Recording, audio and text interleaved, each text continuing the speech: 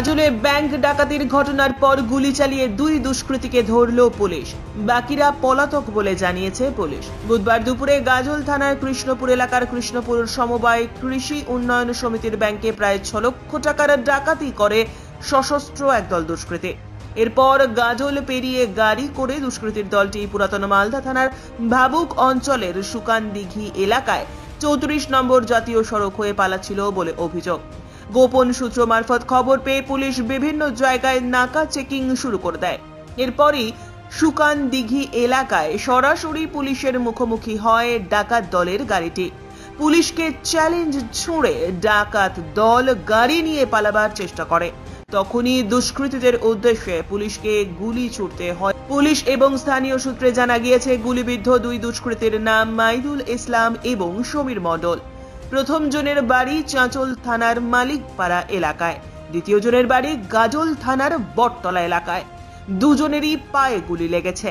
প্রত্যক্ষদর্শীরা জানিয়েছেন সুকাদিঘি এলাকার 34 নম্বর জাতীয় সড়কে রাস্তায় জেসিবি গাড়ির জন্য দুষ্কৃতীদের গাড়িটি আটকে যায়। সেই সময় পুলিশ ধাওয়া করে ওই দলকে ধরার চেষ্টা করে। তখনই দুষ্কৃতীরা পাল্টা পুলিশকে লক্ষ্য করে গুলি চালাবার চেষ্টা করে। এখানে কি হবে, আমরা রাস্তায় দাঁড়িয়েছিলাম, জিসিবি কাজ করছিল। আচ্ছা, এবার আমরা দেখলাম হঠাৎ এই গাড়িটা স্পিডে আসলো, এসে দিয়ে এখানে ব্রেক মারলো, এমার্জেন্সি ব্রেক মারলো।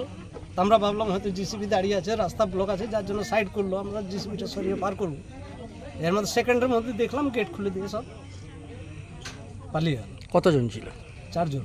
আচ্ছা, আমি 4 জনকেই দেখেছি। আচ্ছা, এবার গাড়ির কাছে আস্তে আস্তে তো নাই, তারপরে দেখলাম দরজা ফরজা সব খোলা ছিল। আমি গ্রামের ছেলেপুলোকে সাইড করে দিলাম, আমি ছিলাম জিসিবি ড্রাইভার ছিল। এবার আমরা সাইড হয়ে গেলাম, হয়ে যাবার পরে থেকে তখন পুলিশের গাড়ি এসে দিয়ে ওরা তদন্ত চালু। এখানে কি ব্যাগ ট্যাগ পড়ে আছে কিছু?